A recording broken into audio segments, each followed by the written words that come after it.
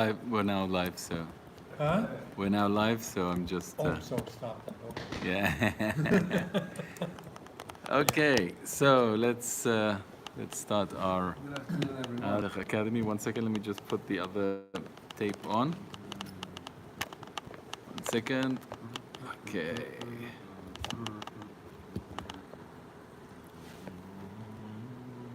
Okay, go ahead. Good afternoon, everyone.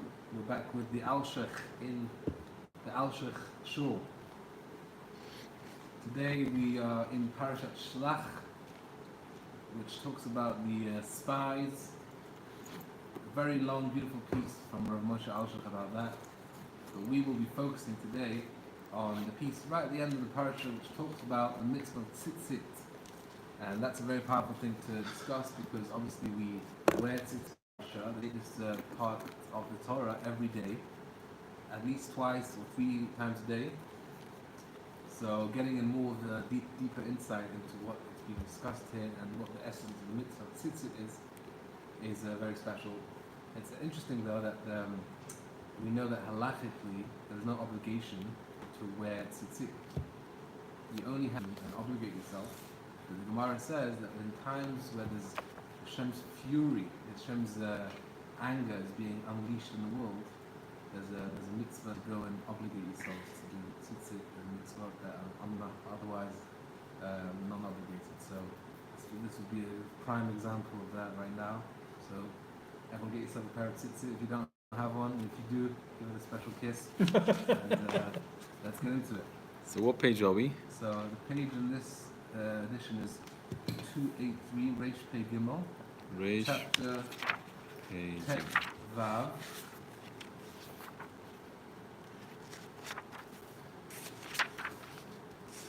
Okay. So we're going to go and do the psukim first. Right. A short chapter which is every day.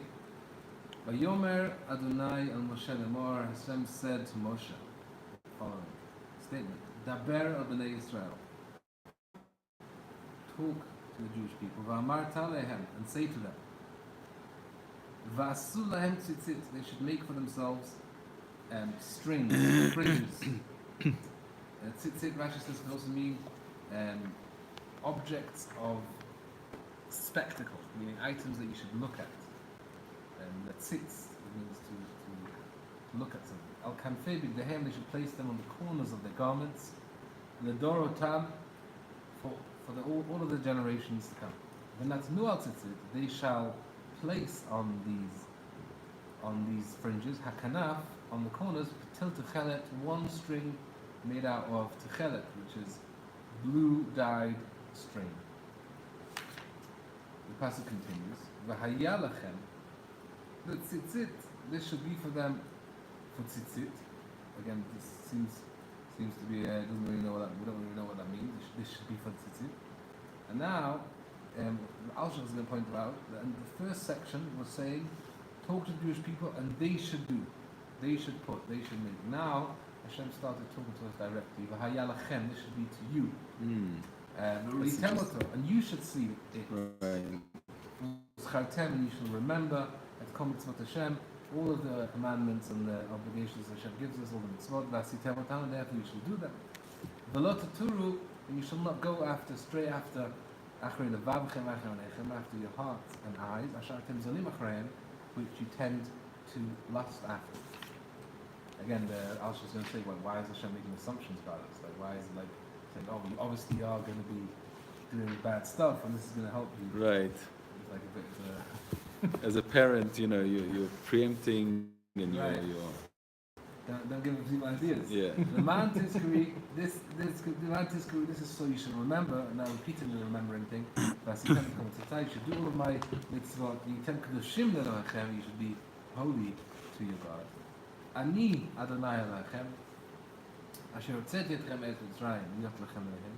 I am the God who took you out of Egypt to be your God. Ani Adonai Elohim. And as we know, the word next word is emet, but it's not from the Torah. Now, here's very obvious the question why it says Ani Hashem Elokechem and then it's Ani Hashem Elokechem again. So let's go through the questions that Rav Moshe is going to point out here to get us to enter behind the scenes. Okay. Vayomer Hashem daber b'nei Yisrael ra'u lasim lev. It's important to take notice of the following. El kefil daber va'amarta. It starts off, speak to the people and say to them. It's actually funny, I think for now 3 weeks in a row I've had this question. Yeah. And it's quite common in Torah. Moshe, so I always just, if it happens again and again, it means that it's normal. But no, it's not normal. No. So we've got to understand it every time. Right. Number There's a 2, message each time. Right. Ki omro daber hilashon koshi. Daber means a strong way of speaking. Like in a commanding way. But omro v'amarta hilashon chiba. Amarta has more of an intimate, more of a friendly way of communicating. So what is the 2 levels of connection here in a more strong and more friendly way? Number 3, Omro ledorotam. This mitzvah is for all generations to come. Isn't every mitzvah for all generations to come? Min lo yada shemin hastam mitzvah ledorot. Isn't that given that every mitzvah is for all generations? Number 4, she'amro va'asu v'natnu. The parasha begins off talking about the Jews in second person. They shall put, they shall do. Shalom nochach, not talking face to face. V'achar kach, kol sha'ar parasha, from halfway through, the rest of the parasha starts talking directly to nochach, face to face, v'yalachem, ru'item, etc. Number 5, echal yad ro'otam oto yisru kol ha-mitzvot. How does looking at the tzitzit remind you of all the mitzvot?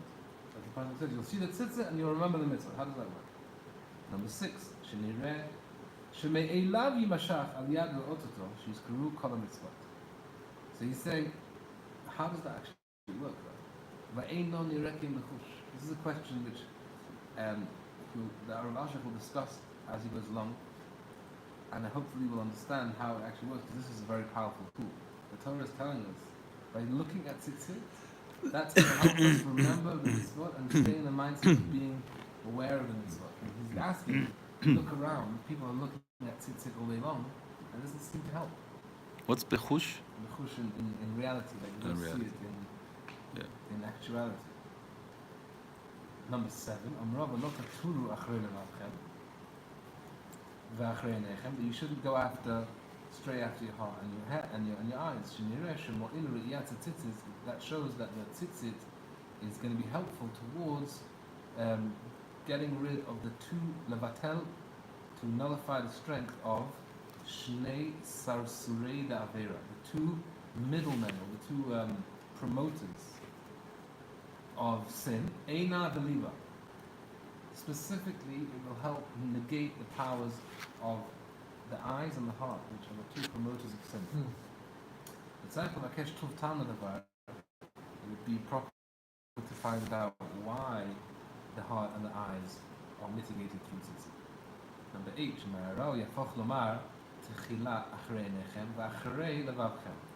now Rav Moshe is focusing on the order. It says first the heart and then the eyes. But the thing is, the rabbis, as they bring from this pasuk, say, the way sin works is that the eyes, which are scanning the surroundings, catch hold of something that is lustful, and therefore through the eyes we get pulled in, and then the heart gets pulled into it as well. So really it should say that tzitzit will prevent you from seeing, and therefore from being pulled in your heart. So why is the order the wrong way around? Number 9, Amra asher atem zonim achrayim, that you will be lusting after. Shemoreshu vadai, that it's inevitable that we will be running after inappropriate things with our eyes and hearts. It's not like that. People aren't forced to do that. It's not inevitable. Me'arau haya ye'amer pen to you, lest maybe you shall do that, but it's not obvious. It's not guaranteed. Number 10, Amron leman titu. It says again at the end of the parasha, after it says that it should be for you to remember, again it says so that you should remember. What is this additional memory, this additional step of remembering? Number 11,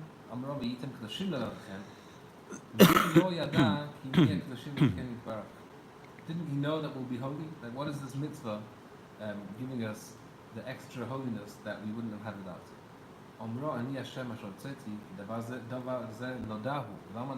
Why does Hashem introduce himself or announce himself to be the one who took us out of Egypt? That's how we know him. That's we know that already. So why is this central to the God that we're connecting to through the mitzvot tzitzit? Number 13, the last question. Mashiach Hazar va'amar ani Hashem Elokechem. After he already finished, the last pasuk starts off, I am your God, who took you out of Egypt, I am your God. What is this finishing off with the same statement that the pasuk started off with? Omna.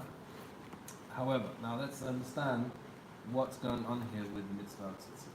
Hinei, en safek ki ratza kadosh baruch hu lezakot et Israel ulekadsho. This is no doubt that the will of Hashem is what does He want from us? What does He want from the Jewish people? Lezakot et Israel, to purify us, lekadsho, and to sanctify us, to make us holy. And what does that mean? Ad yiyu kol ramach ivarav v'shagidav kodesh v'Hashem. Until a person's entire, all of his 248 limbs and 365 sinews should be holy.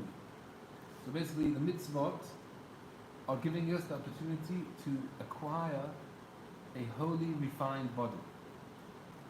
V'zeh al didei mitzvotav. Ramach mitzvot 248. Positive commandments, Shusam mitzvot lot 365 negative commandments. Ki yigiyat shneim.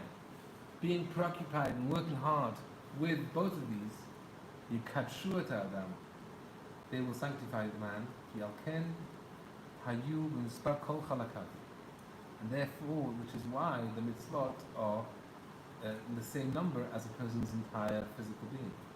Right. So essentially, what we're saying is that a person is born with a soul. So the soul is perfect. The soul is holy, but we need to acquire a spiritual body.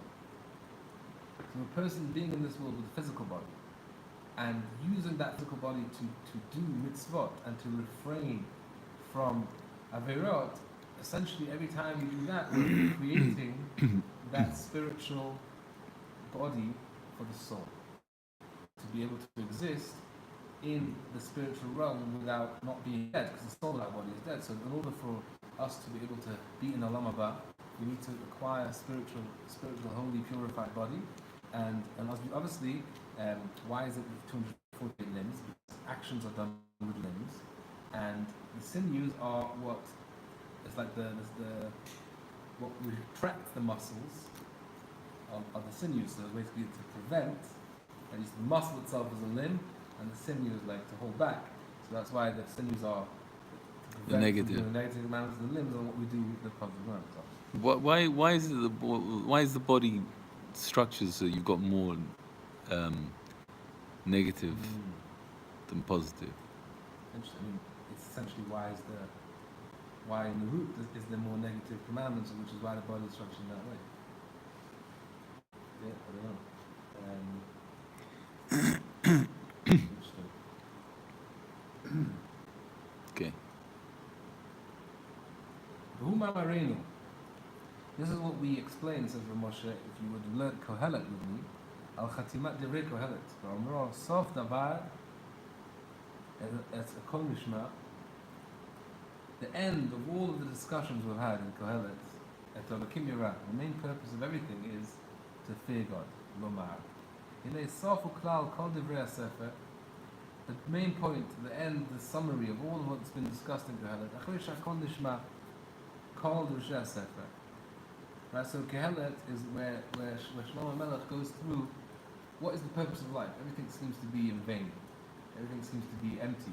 There's no meaning. Water just flows and things just happen and people were born and people die and everything's just in repetition mode. So where is this heading? What is the purpose? So the conclusion he has after all of this seemingly, what would be the nihilistic questions of like, what is reality even? So the summary of all of that is, I'll tell you what the purpose is. Et Elokim Yirah, fear God, which means to prevent milavor mitzvot lo taseh. Ve'et mitzvotav shemor, and keep and do the positive commandments. Ki zeh kol ha'adam. This is the entirety of man. Man has his whole physical makeup is made out of fearing God and acting out the commandments he's told. Ki klarut ha'adam u'ramach ivarim u'shesagidim. That is the purpose of man. So if man were to look at reality, he wouldn't necessarily see the answers, but if the person just looks at himself and takes note of what our makeup is made out of, we will see that after a life of 120 years, what's left of a person is what he did and didn't do in terms of Hashem's will. וזה שאמרתי שהוא קיים מצוות עשינו ומצוות לא תעשה, הוא כולל כל תרי"ג חלקי האדם לקדשו בכולם. A person is able to sanctify his entire physical existence, וכך הוא מספריו. ומח מצוות עשה, ושם מצוות לא תעשה. So we have a specific remedy for each part of ourselves in order to sanctify and purify every specific limb in our being. והנה, now comes the problem. אין ספק, כי לא כל אדם זוכה לעשות כל תרי"ג מצוות. It's impossible for every person to do all the 613 mitzvot. Right? As we know, some mitzvot are only for Kohanim, some only for Levites, some only for the times of Beit Mikdash, some only if a woman dies without, a man dies without children. Not every scenario is possible for everyone to do. So this is something that all the rabbis, and especially the Kabalah, discuss. Right? One of the things that Rizal says is mentioned that the way to do that is to connect every Jew. To every morning wake up and say, I see myself as part of the Jewish nation, and thereby everybody is one. So we're connecting to all the mitzvot done in every different situation. It doesn't help because there's lots of mitzvot that related the. Maybe it means that we're part of Jewish people over all history. Essentially, we are, right? Because we know that there's the ankles of the Jewish body. Yeah. So what does Rav Moshe tell us we can do? Okay, how did Hashem solve this problem? Here we come. There's one mitzvah. Sheba b'chol yom tamid nizkor kol mitzvotav. Through this one mitzvah, we will constantly be remembering all of the mitzvah. Unekabel lasotav. Here comes the point.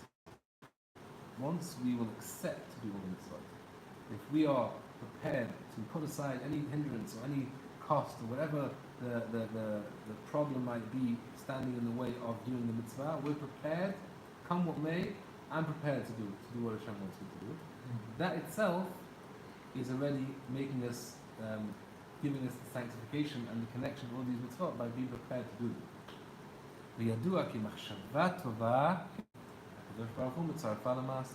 A positive thought or decision to do something, Hashem already includes it as if you've done it. If the circumstances didn't allow you to do it, and from your perspective you're ready to do it, then Hashem is not going to take away the, and make it.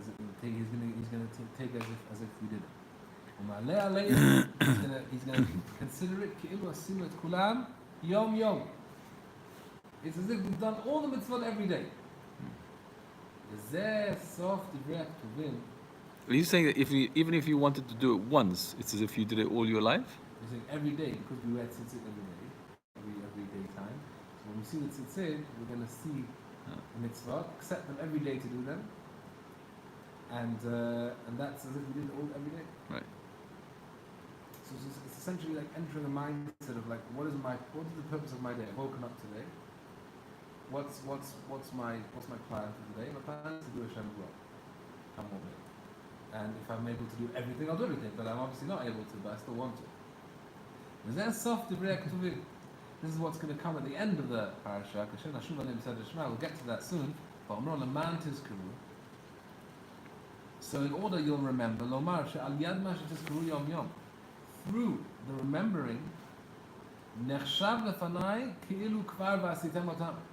just by remembering, it's already considered you've already done it. This will allow you to be holy. What does it mean to be holy? That the entire body, the entire physical existence, your entire makeup, both limbs and sinews. If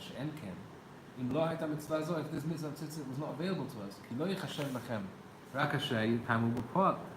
if you wouldn't have this ability to remember and accept all mitzvot, then only things that were actually carried out would be considered done and sanctify those limbs. You will remain with a bunch of different parts of the body which have not been sanctified. With this introduction, you will now understand the rest of the entire parasha. Let's go back to the beginning. Amar daber b'nei Israel.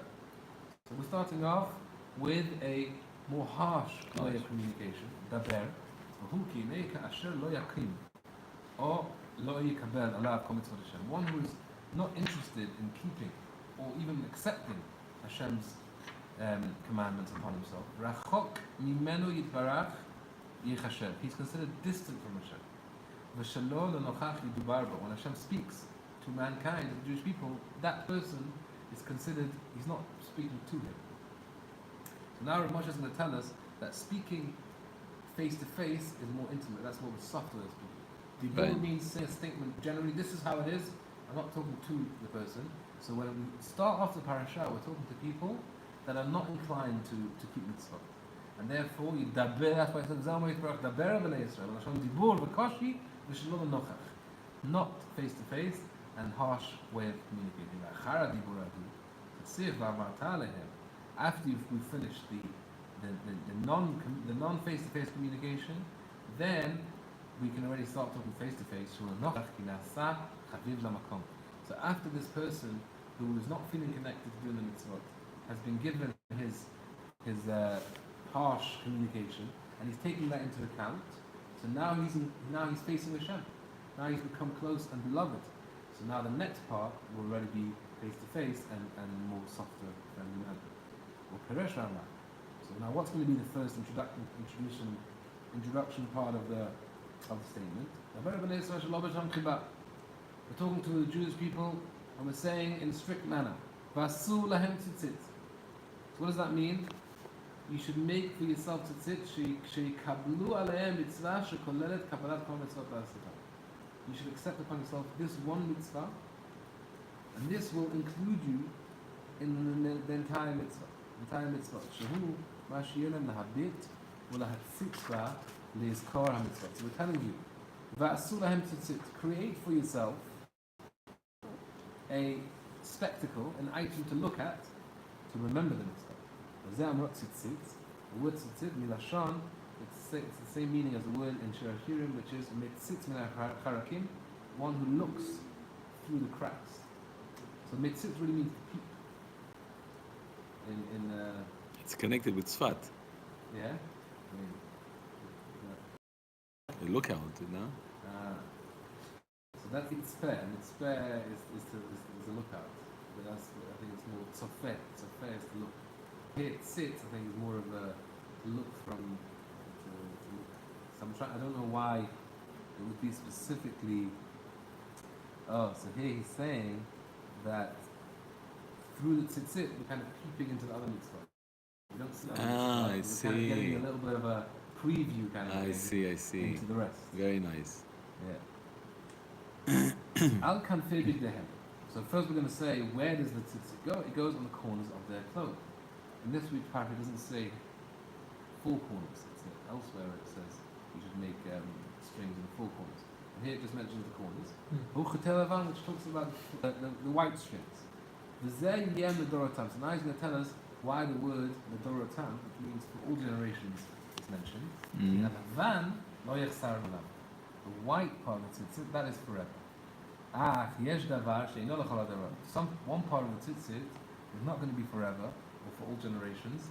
When it comes to the Tichelet, that's not for all generations.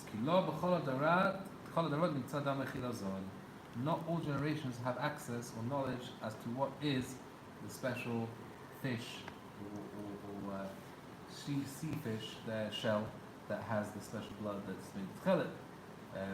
Therefore, so that's what, answering the specific question he had before, why does it mention for all generations? Because it's contrasting the white strings versus the blue strings. So al kanfei bigdehem ledorotam, it'll always be in the four corners. But with regards to the one blue string is not going to be for all generations. And so what? He doesn't say Ledorotam then? So the Ledorotam is mentioned when he finishes off talking about the white strings, saying that this is up until now it's for all generations, but this new addition, this blue aspect, is a separate thing. You see. So this isn't necessarily connected to the main idea of the Torah, but he's just giving us a shot.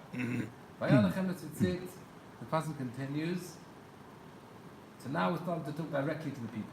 This should be to you as a tzitzit, as ra'item oto. So you look at the tzitzit as a chartem, and therefore thereby you should remember kol mitzvot Hashem. Asitem otam, you can do them, but not to make the vav matanech. You should lust after your eyes and heart. V'hinei ad kodi barnu, until now the strict way of communication was al misha lo kibel alav ol mitzvot, one who is not yet accepted upon himself the yoke and the responsibility of keeping the mitzvah. Mitzavinoto, and we're telling him, the first thing you should do, being someone that hasn't accepted the mitzvah, do tzitzit. It's fascinating that the tzitzit has become such a big thing for the army, for the soldiers. It's the one thing that they are asking for. Yeah. It's like a step, first step. Yeah. So we're telling the people to make tzitzit, this Holy Alshech Shul, therefore you'll remember Hashem, and that will help you accept all this. Up until now, before he accepted this one mitzvah, he was considered distant when we spoke to him, not face to face. Once he's accepted upon himself and done the first mitzvah, which includes all mitzvah, this Holy Alshech Shul, now once you've accepted the rest, and you've done the first step, now we're talking to you face to face, now you're beloved. So now, once you've done the tzitzit, I'm talking to you face to face. So now, how is this going to help us remember? This is like a very practical question. I think I always had this question, to be honest. Like, I'm supposed to remember, Remember what? supposed to remember all the mitzvot by looking at the tzitzit, right? So let me go into it now a little bit more. I learned to fully grasp the answer. Yeah. But we'll try and maybe now in the school of Musar and Kabalah in the shul with you guys together. If the Jewish people will say, if you Jewish person, have the following question: how can you claim to me I'll automatically remember the mitzvah? I wear tzitzit every day. I look at it. It doesn't help me remember the mitzvah. That's the question. So there's a condition, there's an important point to know how we can create a tzitzit to be an agent to remind us. Hu mashal.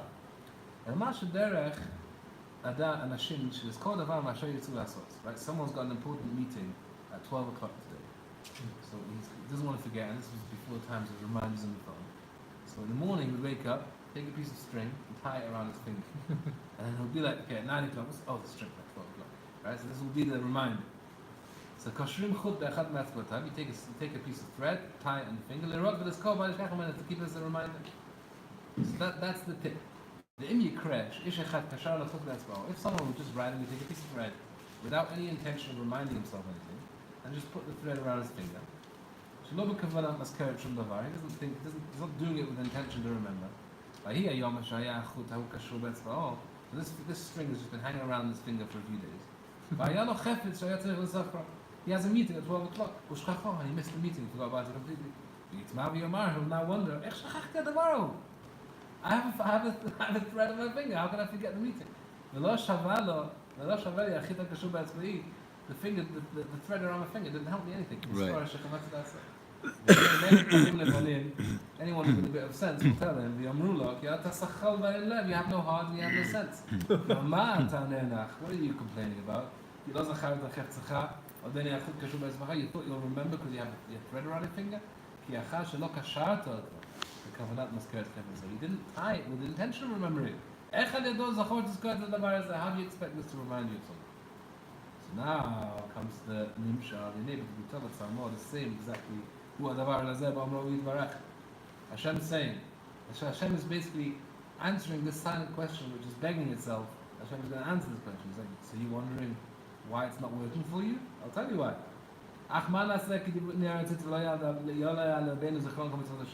Hashem says, so you have a question why it's not working for you? I'm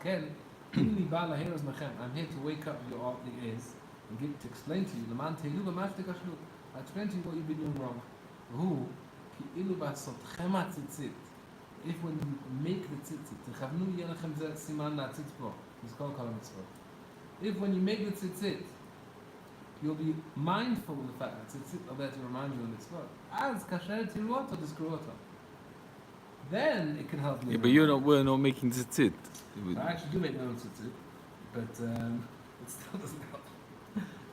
But yeah, I don't know. It seems to be though that maybe even if you just put them on, because the tying of the tzitzit isn't really the mitzvah per se. It's preparing for the mitzvah. But there is a point of doing tzitzit yourself if you're able to, and maybe that's what he's saying. This is where I'm not sure if he's actually telling you to tie the tzitzit and be like meditating while you're doing it, like really planning to. Okay, Adam kosher chutzpah etzba'ol is kol abit bo davar ploni. It's just like the guy with the thread around his finger. If you're just doing it by route, just because that's what you do. Leumada is barat.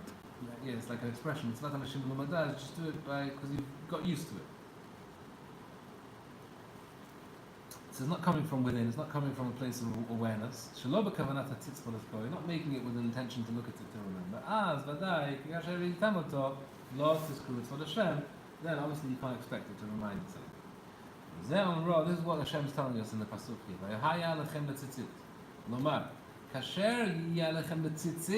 If when you make the tzitzit, your intention is letzitzit, to look. As if that is how you make your tzitzit, then you look at it and you remember it. If that's not what your intention is when you're wearing and putting on the tzitzit and tying it, how is that going to help you remember?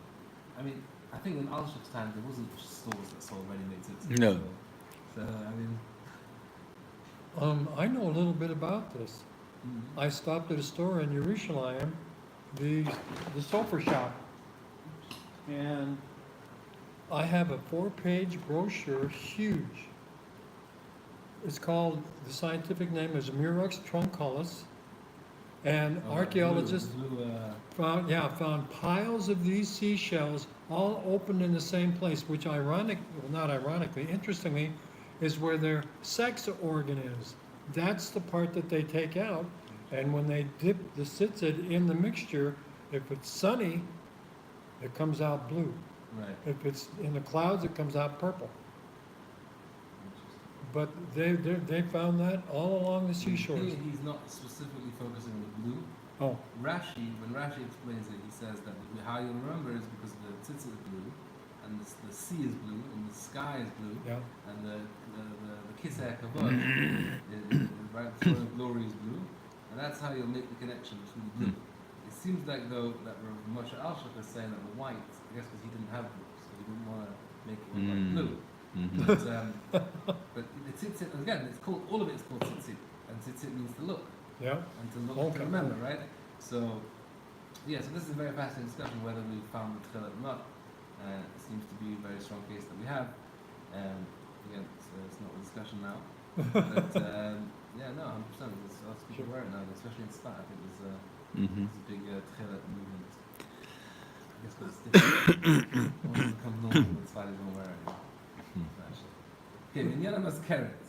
So now, how does tzitzit remind us all of the 613 mitzvahs?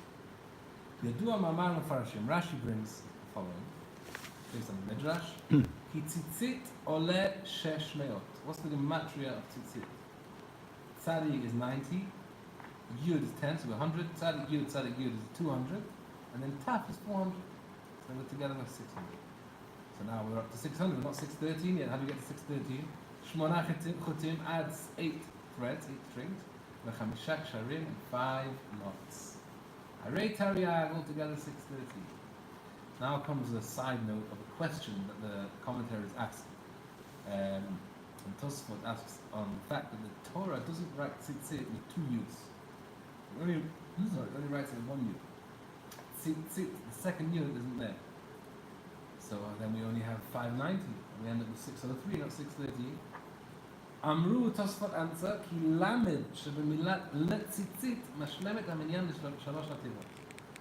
The word tzitzit is mentioned 3 times in the whole section, right? It's actually a minhag when you're holding a tzitzit during shacharit, to kiss the tzitzit 3 times during the word tzitzit. Right? So these 3 times, it says it 3 times. The last time it says la tzitzit.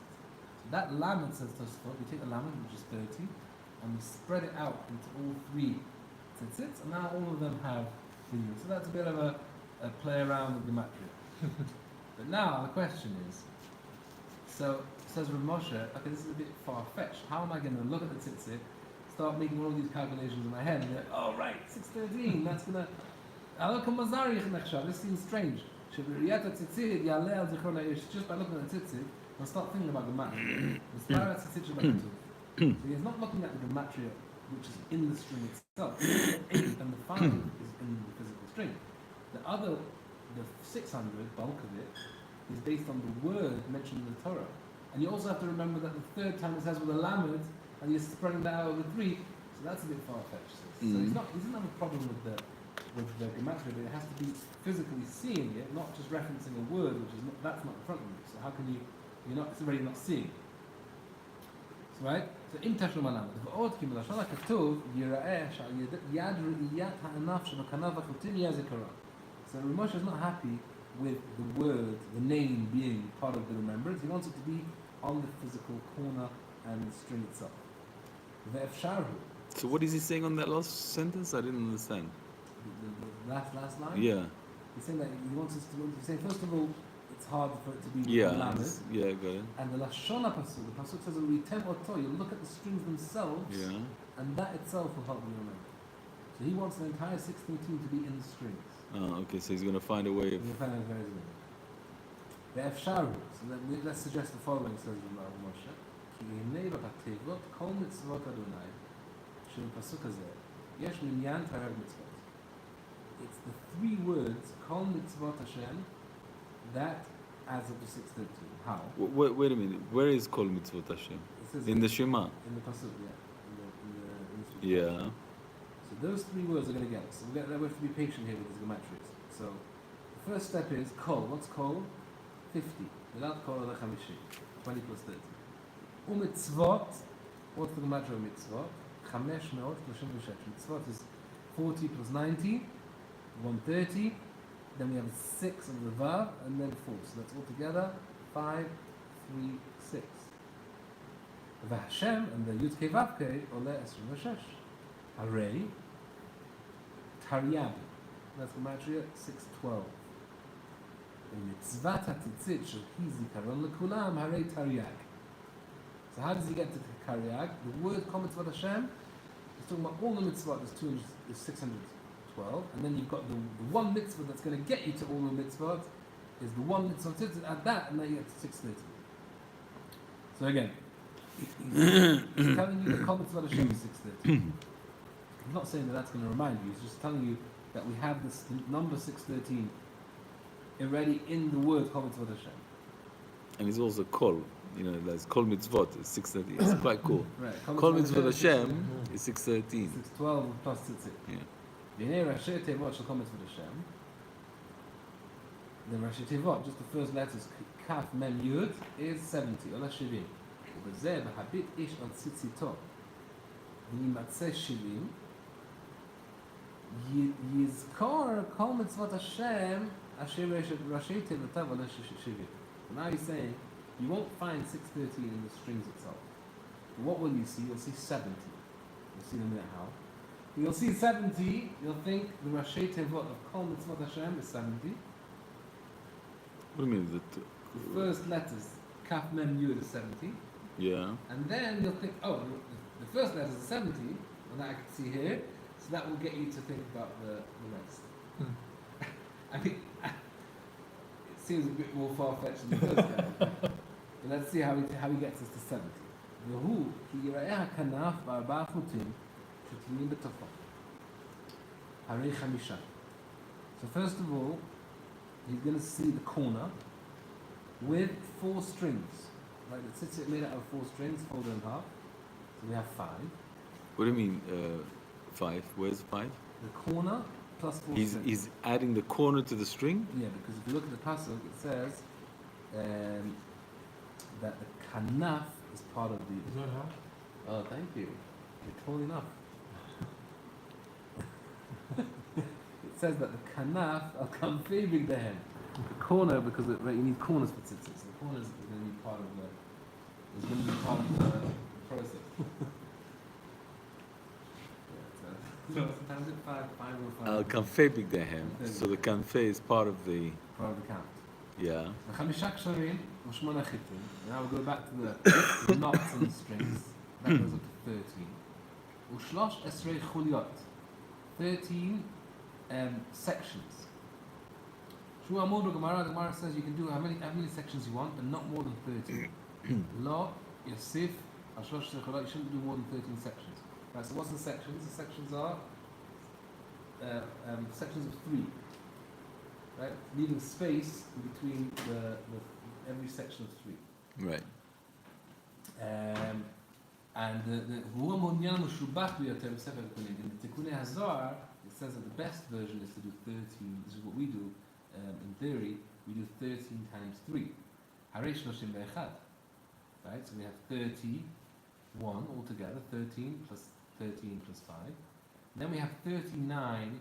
39 actual rings. ככל חוליה. 3 כריכות. הרי 70. וכל אחד מהציציות, altogether we have 70. ועל זה יאמר וניתן התורה לבחרתם לקום את השם, through seeing the 70 in the tzitzit, כי בו יראו מספר ראשי תיבות של תzitzit השם, ועל זה תרי"ג כמדובר. So this is the answer he gives. Again, I find it difficult, but this is... It's challenging in today's world, you know, because we're not really... His question was that it's not direct, and he gave us a way more roundabout version, so... When Chilat Rav Alshech, hopefully understand. But tomorrow, on Thursday, we'll continue with Hashem, hopefully till the end of the parasha. Very good. Zak Baruch. Zak Baruch. To me, it's like wearing a uniform. If you wear tzitzit, you're saying to everybody else, I'm an observant Jew. This is it. This is And so if you do something wrong, that's a Kalun Hashem. And make sure to behave. yeah, yeah.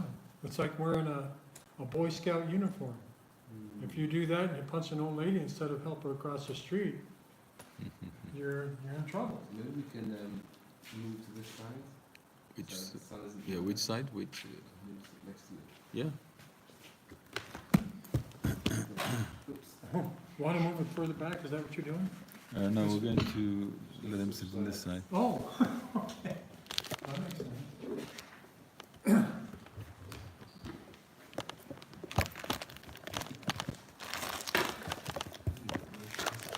Oh, yeah, feel free to move my gear out of there. If you could sit a bit more in the middle, that would be great. Yeah. Am I in any range there? Actually.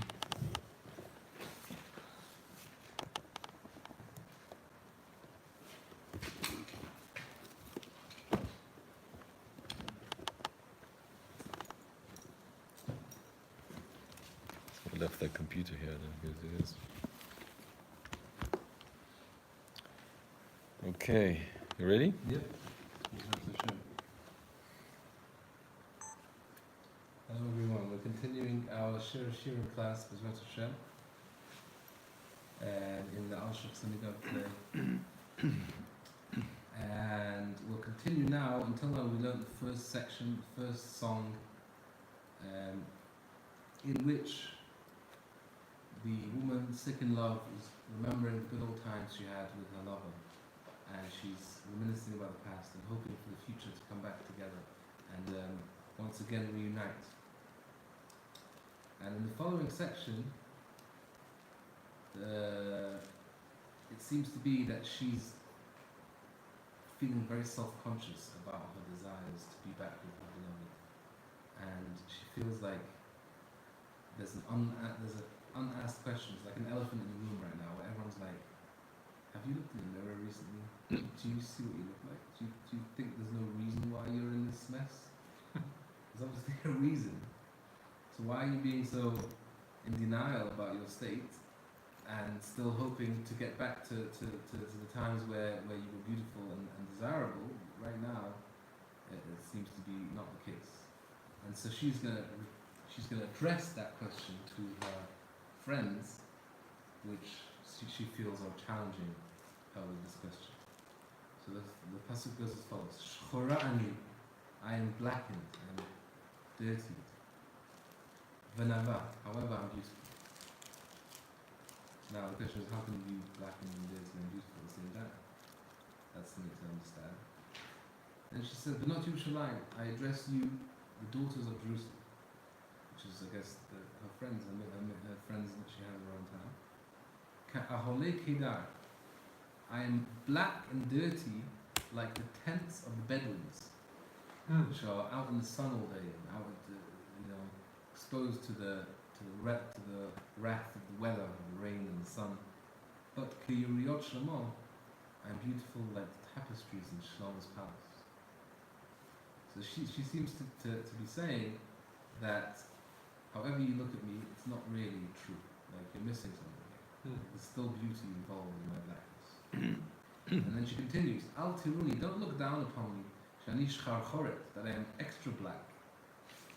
Because Shesh Safatni Hashamish, the sun has looked upon me, has basically tanned me. So she's saying, I might look black, but it's not. I'm not really black. I'm just very tanned, been exposed to the sun for too much.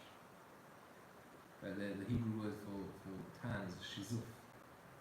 The literal meaning means looked at. B'nei imi, why am I so tanned? Because the sons of my mother, meaning my brothers, Nicharubi, acted towards me with anger, with lack of kindness. Samuni noterat akramim, they made me look after the vineyards. Karnishali lo atarti, I didn't even get a chance to look after my own vineyard. Is it talking about the nations of the world? Who is that referring to? Yeah, but not Yerushalayim, according to most explanations, not the nations of the world. So, just to finish off the simple explanation here, so she's saying that it seems like a situation where her brothers and her inherited some vineyards, and instead of the brothers taking care of it for her, they acted to her very unkindly and made her look after theirs as well. And so much so she didn't even have time, out of fear for not doing what they asked, to even look after her own needs. So she's been pulled away in the direction she doesn't want to be, therefore being exposed to the sun, and that caused her to look undesirable. And the mashal for us is what? Let's get to it. Yeah. So, the mashal for us is obviously the challenge that the Jewish people still have hope to get back to the good times with Hashem. And we reminisce about our history and we say it's not over. We're still in this, and we believe in Mashiach, we believe in the future of the Jewish people. Whereas the obvious question, which is challenged by the nations of the world, i.e. by people that don't feel like we deserve, or feel like we're in denial to have this belief, is the daughters of Jerusalem. Because Jerusalem, says in the Gemara, is like the metropolis of the world, or will be the center of the world, and all the rest of the world is like daughter, surrounding neighbors of the main capital of the world. So we're basically addressing all other people that are jealous or don't feel like we have a right even to contemplate being the chosen people. So now the question is, so we're saying, okay, you're right, we're black, we're not in denial, we're not in the best state we've ever been, and we're not in the best state we should be, but there's beauty here. So what does it mean when we say there's beauty? It seems to be a contradiction. Like, are you beautiful or are you black? So there's a very interesting range in the Mefarshim here. And we'll try and go through it and see each commentary how they approach the beauty that exists alongside or despite of or because of the blackness of the Jewish people. And it seems almost to be that this is like again the theme of Shir Hashirim, where the fact that we're currently in a situation of distance or of sin, of blackness, is irrelevant. It doesn't really say everything about us. And there's more to the connection we have to Hashem than what meets the eye. So the first explanation we'll go with is the Gra. So the Gra, he goes with Rashi. Now Rashi, let's do the Rashi. Rashi says as follows: Shchora ani v'nava, atem brayotai, my friends, ala kel beinechem, don't look down upon me, don't think of me lightly. Afim azavani yeshi, even though my lover has left me, v'pnei shacharut shabi, And He's left me because of my unappealing looks right now. Ki shchora ani al yedei shizifat hashemesh. It's only temporary that I'm black. V'naveh ani b'chituch ivarim na'im. My body figure is still beautiful. So again, this is a mashal of saying that there's an aspect of me that's still beautiful regardless of my skin color. Again, we're assuming skin color black is considered ugly in terms of this example, as it says in Targum that the Jewish people, when they served the egel the Targum goes with, their faces became darkened like the people of Kushi. So we have last week's parasha, for example, Moshe's wife being referred to as a Kushit, as a black woman. There's different explanations there. Some say that she was so beautiful and they called her black. So in the context of this, blackened skin is dirtied and not undesirable. And then the pasuk continues talking about the tents of the tent dwellers, the Bedouins, the Arabs, that are dirtied from the harsh weather conditions. But Kiriyot Shlomo, I'm still beautiful, like the pavilions and the tapestries of Shlomo. Digmahu Zu Rashi says this is what's the mashal? What's the talking about? Knesset Israel Ummah. The Jewish people say to the nations, Shchorani b'maasai. I may be blackened with my actions. If you look at a Jew, what is a Jew? A Jew is someone that sins. This is what you see. But v'na'ani, I'm still beautiful. B'maaseh avotai, with my forefathers' actions. Abraham Avinu. The point is that the Sfarim explain that the essence of a Jew doesn't change because of where we come from. Even my actions, which seem all bad, yesh v'hem na'im. There's still some good points. So again, Rashi is saying lots of interesting things, right? The fact that we have still a beautiful body, the body stays nice in the mashal. Then Rashi goes and says, so what does that refer to in the mashal? It's talking about the actions of our forefathers and some of our actions. So now Rashi brings an example of that. In Yesh bi avon ha'egel, if I sinned with the golden calf, Yesh bi kenegdo zechut Kabbalat Torah, I also received the Torah.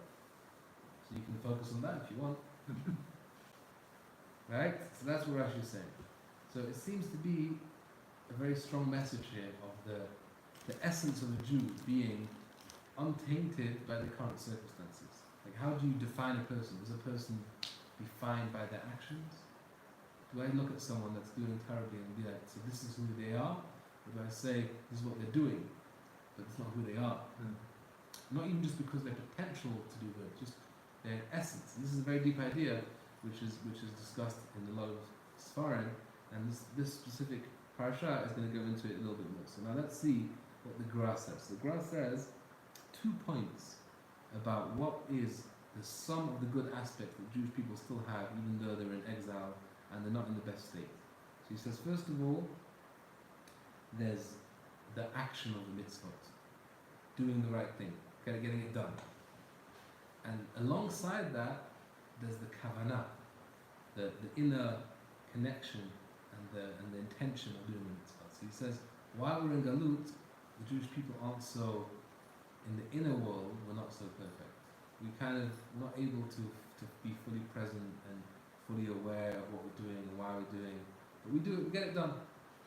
So there's a certain blackness here, a certain lack of beauty in terms of the kavanah, but it gets done. So he says that's what refers to the body. The body figure is the outside aspect, that's the actions of the mitzvah. That we do. The kavanah is a bit less.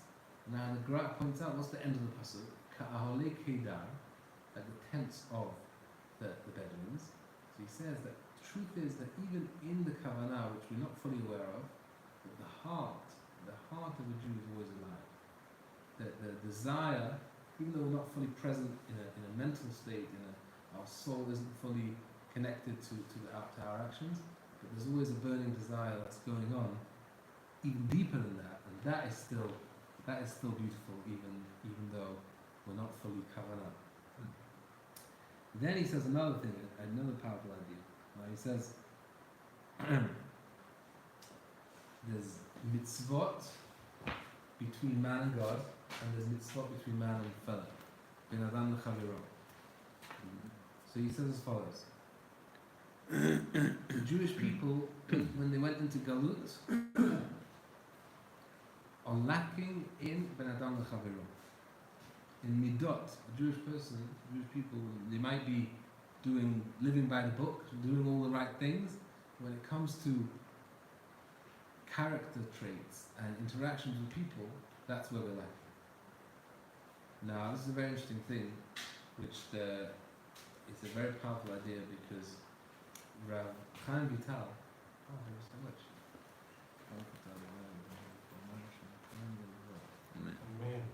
Man. Chaim Vital, based on earlier sources, talks about the makeup of a human being and a Jew. He says that there's what is a person? Like, we have lots of different voices inside of it, lots of different motivations and pulls in different directions. So he says that there's two psyches we have. Not so much the same as Chabad, but it works with the Chabad animal soul and godly soul. But he says kind of even in the animal soul, there's the base soul, he calls it Nefesh HaYisodit, and there's the Nefesh HaSichlit, the rational soul. So he says that the rational soul is the person. That's who we are. We are our higher self, our self that intuitively knows what's right. The part of us that you can't really fool yourself about something's wrong. Like even if we try and drown out the voice that's telling us that it's wrong, the human conscience that a human has comes from that place that we know what's right and wrong, and we obviously need guiding, but it's connected to truth. But that is the person, and that's what we're gonna, that's our real self. But we're in a body, and that rational self doesn't directly interface with the body. There's a middle self called the base self, which is more aligned with the body. That's kind of like the middle, the bridge between the higher self and the body is the lower self. And that lower self, it says, is where all the bad midot come from. Because it's pulling us into ego, into selfishness, into anger, and all these low midot come from that self. So that's why he says the Torah doesn't mention anywhere to have good midot. It's not working on midot isn't one of the mitzvot that a person should refine his character. Why? Because it says the Torah was given to the higher self. But we have a barrier to get to the higher self.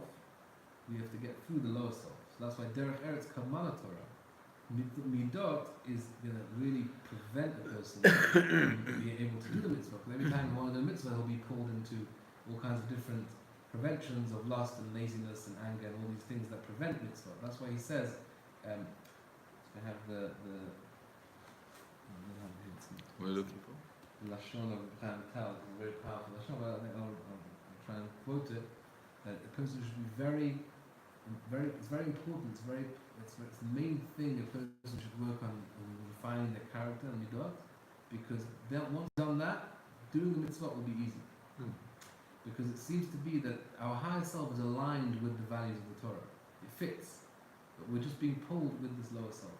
So that's what seems to be that when we fall into Galut, it's the lower self that kind of pops its head up and tries to lead the show.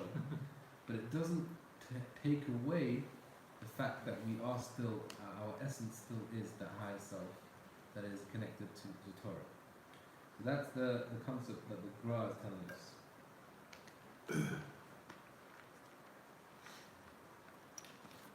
And interestingly enough, this is what the Tzfat Israel points us out. He says that when we were in Egypt, it says that Hashem, in the Psukim Yecheskel, which we mentioned in the Haggadah, says that Hashem found the Jewish people fully matured.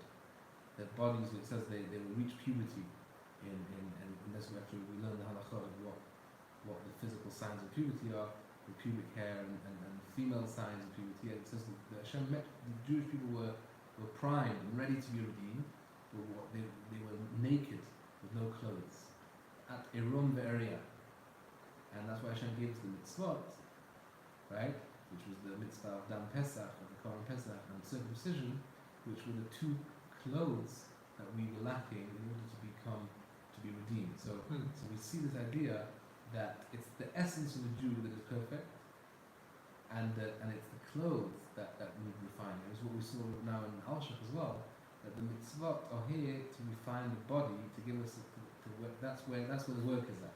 The base soul, that is the body's soul, that's what we're giving mitzvot for, and that's what we need to refine. So even when a person is sinning, because that base soul is really running the show, that doesn't say anything about who they are really, and it doesn't affect that. So much so that Rav Nefesh HaChaim, Chaim Velazhin brings from Arizal, and he says the following. He says there's a concept called karet. When a person sins, there's 36 things that a person can do and be cut off. Their nefesh, right, is cut off from the source. So the Arizal points this out. He says that's only the nefesh. As we know, there's a ruach, the real spirit of a person, who a person really is. As the Gemara says in a few places, that the person is his ruach. The person is the essence of a person is his ruach, and he uses his nefesh to get things done. The nefesh is like the engine room, the what gets practical. It's kind of your secretary of the person, and the neshama is where the ruach gets inspiration from, where they should be heading, and where they should be focusing their life spirit. So the ruach is really the essence of the person, and we're supposed to work on acquiring the holy nefesh and refining our nefesh. But even a person that gets karet, unfortunately, and he's done an action which Hashem deems as irreversible, and that his nefesh is now cut off, but that doesn't affect the ruach whatsoever. And because the ruach is still alive, he's able to repent by reigniting his ruach and bringing back the nefesh. Right? That's a very interesting thing. And he also says that the keter of the nefesh, which is the highest level of nefesh, also still remains. Like it kind of gets minimized to its core, to like its like seed state of like going back into like, you know, its pure essence is still there, but it's not manifest. So if a person would do teshuva, he says that's why teshuva is with the vidui, which is expressing one's sins, confessing, is using the ruach pair, the ruach of speech, to acknowledge the sin, and using that, Hashem gives the ability to still have the ruach to be able to bring back and call the nefesh back. So by confessing and praying in teshuva, we're basically reinvigorating and giving life again to the nefesh, and thereby completing it. So I actually thought about a remez, because Rashi says here that I am blackened, but my fathers are still beautiful. So I mean, obviously it means something like the fact that the Jewish people are connected through the, right, and we say in every prayer, the Lord of Abraham, Isaac and Jacob, because that's really our claim to be, because you know we come from that. But otherwise it seems a bit difficult to say, like I'm messed up, I'm blackened, I'm screwed up, but I had like an ancestor that lived 3,000 years ago. Like that's not it's not really gonna help that. But obviously it seems like on some level it does. But in Kabbalistically we know that the Avot are called Chesed, Gevura, Tiferet. Abraham's Chesed, it was Gevura, and Yaakov's Tiferet. And now Tiferet, Chesed, Gevura, Tiferet is parallel to the concept of Ruach. It's the emotions, the Ruach of a person. Nefesh is parallel to the concept of Netzach, Chod, and Yisod, which are considered the children. The Avot's children, the Netzach, Chod, and Yisod. Netzach, Chod, and Yisod is the Nefesh. So when we say that my nefesh is messed up, my netzach chod yisod, my actions in this world are not doing well, but my father is still alive, meaning my ruach, that's still good. The ruach is still his. The ruach is considered the father. It's like it's because the ruach is kind of always has the maturity and has the connection that a wayward son might kind of let go of the ruach, but as long as we have that inner father that's gonna stay loyal to Hashem, and that's able to bring back the son and add the full body to us, the full nefesh ruach neshama back to where we're holding. What time is it? Okay, we'll continue a little bit more. So that's the Graz version. So the Graz basically saying, he's acknowledging that there's parts of us that are bad, our midot aren't good, our kavanah isn't good, but we can also focus on the good. And we're keeping kind of like a survival mode, we're doing the right thing, we're doing it even though it's not perfect, but we're still here. But in a way, that doesn't really answer the reality of the Jewish people now, because most Jews nowadays, unfortunately, 90% of Jews aren't doing the right thing either. Unfortunately, again, that's obviously not necessarily out of choice, but we want to other Sfarim kind of go a level deeper and say the beauty of the Jewish people is despite the sin. So now the Netziv, who's known as a staunch Lithuanian rabbi, so that's the thing, in this pasuk, everybody's coming up with some beautiful ideas about how it's still good, even though that's what the pasuk's saying. You would think this pasuk is mentioned by the Baal Shem Tov, but this is the pasuk here. The pasuk, everyone's going with this theme of like finding the good and finding the beauty despite sin, despite the circumstances. So he says as follows: there was 2 times the Jews were exiled from Eretz Israel, the first temple, the second temple. So the non-Jews are saying to the Jewish people, so you think you're exiled for a reason. So why do you think you're ever going to go back? So when it comes to the first Beit HaMikdash, the non-Jews are saying to the Jews, you served foreign idol worship. Right? And not only did you serve idol worship, you did it better than us. Because the non-Jews everyone had their God that they received, the Baal, the Ashtaroth, everyone had their version of Avodah Zarah. But the Jews, they served all of them. They were like, give me anything I can get. And not only did they serve all of them, they served them more devoutly than the others. So they're like, okay, so you are expecting for Hashem to take you back after you're like the worst of the worst. So Netziv explains, actually, this situation, the Jews being so devout and so, the plethora of Avodah Zarah they serve is actually coming from a beautiful place. How does that make sense? He says that why did the Jews serve idols? It's because it was for the sake of Parnasa. They needed Parnasa. They had an excuse. They had a motivation which wasn't to go against Hashem. Obviously, they believed Hashem runs the world, but because Eretz Israel is so dependent on rain, right, as opposed to Egypt, which has the Nile irrigating it, this is like the pasuk says, Eretz Israel, the Mitara Shamayim Tishtamayim, is fully dependent on the rain season. And as we know, the Baal was the rain god, and it was in charge of the weather in the Canaanite thing. So these people, the local Canaanites, they would have monopoly over the agriculture, because they would go to these gods, get tips about the weather, and they would know when to plant and when to stay on top of the weather patterns. Whereas the Jews, they were clueless. And the pasuk says, Tamim tiyem Hashem Elokecha. Don't go to any of these fortune tellers and different people that are connecting to the stars and stuff. You should remain simple with Hashem and pray.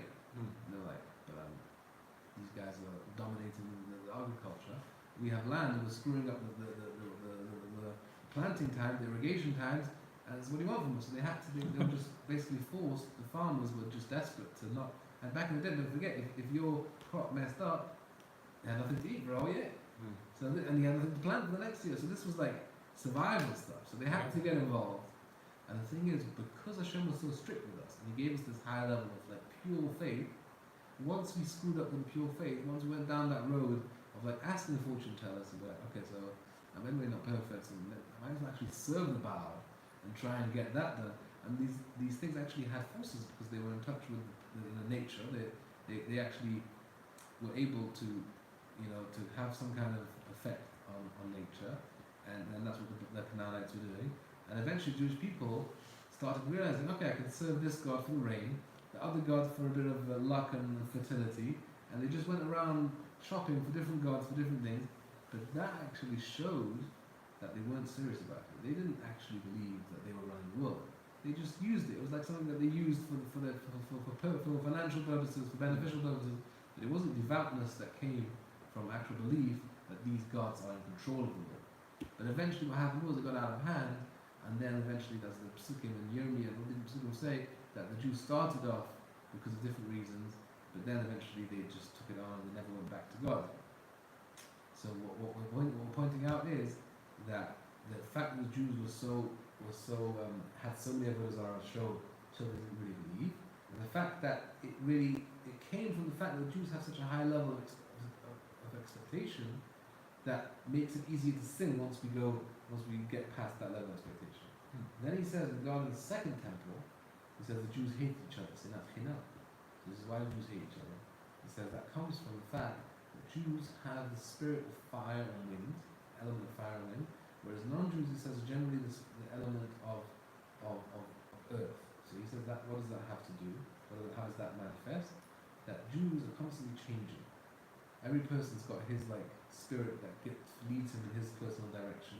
So basically, nobody feels like they're the same. Everyone's like, I don't get you, I don't understand you. The father doesn't understand the son doesn't understand the sister, and everybody's on a different trip, and nobody's really on the same page. That causes friction. Where he says that non-Jewish people generally, a certain type of nation will stay the same for many years. Like maybe after a long time they'll change, but there's not that much change going on. So he says the fact that the hatred also came from the fire that's burning within the Jewish people, and they're ready to change even at the expense of inconvenience and having to change their whole lifestyle, because that's what's leading them. That's what's heading in the direction. So he says it's like the tents on the Bedouins. The Bedouins are very easy to move. If something goes wrong, I feel like it's not the right place, I just move my tent. So Jewish people have this tendency to just be flexible because they didn't feel so entrenched in their ways. Whereas it says someone that has a house, he can suffer many situations around the fact that he's so based, but they'll still stay there because my house, what can I do? So the fact that the Jewish people are like tents is coming from their place that we're open to change, we're open to growth. So this is another version of how to look at the negativity of a Jew, and look at the negative circumstances of Jewish people, and find the beautiful thing that's causing it, and look behind the scenes, and really find that the fact that the essence of a Jew is beautiful. So next time, as Rosh Hashem, we'll continue and take this a step further with other Sfarim that go even deeper into what it means that Jewish people is beautiful, and how beautiful that is to how we can look at each other and ourselves. Was that Did you turn it off? Oh, I might not have. No, I think I did because it was red. It's off. It's off. It's off. Oh, That's it on. was off. It was off. Sorry. Okay, Thank you so much. Did you get one? So you're going to the wedding tomorrow, Yeah, the wedding. and then we will. Tomorrow? Is my